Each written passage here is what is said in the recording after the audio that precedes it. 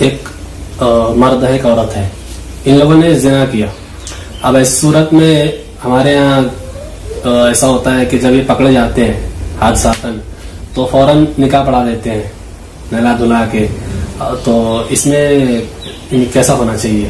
اور اگر یہ پتا چلے کہ وہ حاملہ ہو گئی, جیسے انہوں نے کئی مرتبہ زنا کیا, اب حاملہ ہو گئی, تو ایسی صورت میں کیا نکاح ہو سکتا ہے یا پھر اس کی کیا سزا ہو سکتی ہے؟ دیکھیے, یہاں تک زانی اور زانیہ کی نکاح کا مسئلہ ہے تو قرآن نے خود بتا دیا ہے الزانیۃ لا ينکحها الا زان او مشرک الی آخرہ.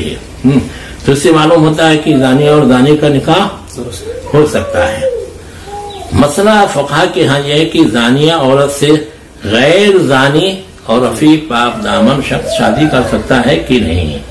تو جمہور علماء نے کہا ہے کہ اگر زانیہ نے سچے دل سے توبہ کر لیا اور بھروسہ اور یقین ہے کہ اب یہ زنا کاری نہیں کرے گی تو ایسی صورت میں اس سے نکاح کر سکتے ہیں, کیونکہ مطلق ان کا بائیکاٹ کر دیا جائے تو پھر یہ پھر زنا کاری متکاری کرے گی. جب اس کا شوہر نہیں رہے گا, اس کی شادی نہیں ہوگی تو کہیں اسے ہی تلاش کرے گی. تو توبہ کے کرانے کے بعد میں ان کی شادی ہو سکتی ہے. مگر مالیگاؤں کا ایک عجیب غریب قصہ میں نے سنا کہ ایک مرتبہ ایک شخص نے اپنی سالی سے زنا کر لیا اور اس کی بیوی بھی موجود تھی, تو لوگوں نے سالی سے اس کی شادی کرا دی. اب سالی سے جب شادی کرائیں گے تو جمع بین اختین لازم آئے گا, جو شرعاً حرام اور ممنوع ہے. دو بہنوں کے ساتھ جمع ہاں نہیں کر سکتے ہیں. تو اس واسطے ان سب چیزوں کو بھی دیکھنا چاہیے کہ آیا اسے شادی کرنے میں کوئی حرمت اور قباحت تو نہیں لازم آتی ہے. اگر ایسا ہو تو نہیں کرنا چاہیے. زنا سے اگر حاملہ ہے تو پھر, اور مسئلہ جہاں تک ہے زنا سے حاملہ کا, تو فقہاء کرام کے دو قول ہیں. ایک قول یہ ہے کہ زنا سے جو حمل ہے وہ حرام اور ناجائز ہے, اور شادی کے بعد میں اس سے اگر شادی کرا دیتے ہیں اور یہ ہم بستری کرتا ہے تو حلال اور حرام کا اختلاف ہو جاتا ہے اور بعد میں مسائل بنیں گے. اس واسطے جب تک وضع حمل نہ ہو جائے اس وقت تک اس کی شادی نہیں کرانی چاہیے, یا شادی کرا بھی دیں تو دونوں کو ملنے نہیں دینا چاہیے. جب وضع حمل ہو جائے, نفاذ سے پاک صاف ہو جائے تو پھر دونوں میاں بیوی کی طرح رہیں.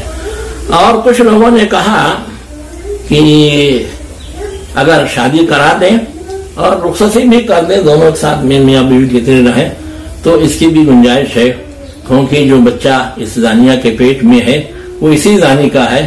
یہی ماں باپ ہے, چاہے حلال طریقے سے ہو یا حرام طریقے سے ہو, تو اس کی کفالت, اس کی ذمہ داری تو نہیں لوگوں پر واجب ہوگی. اور یہ تو بچہ مگر ویسے نہیں ہوتا تو ماں کے پاس رہتا. تو اس بات سے زیادہ جو ہے دونوں میں تفریق کرا کر کے اور لوگوں کو پریشانی میں نہیں ڈالنا چاہیے, کیونکہ شادی کرا کے چھوڑ دیا اور وہ جا کے میکے میں بیٹھی ہے تو پھر ہو سکتا ہے کوئی غلط کام کر بیٹھے. تو کچھ لوگوں نے یہ فتویٰ دیا ہے. میرا میلان پہلے قول کی طرف ہے, کیونکہ بہرحال حلال اور حرام میں فرق کرنا چاہیے.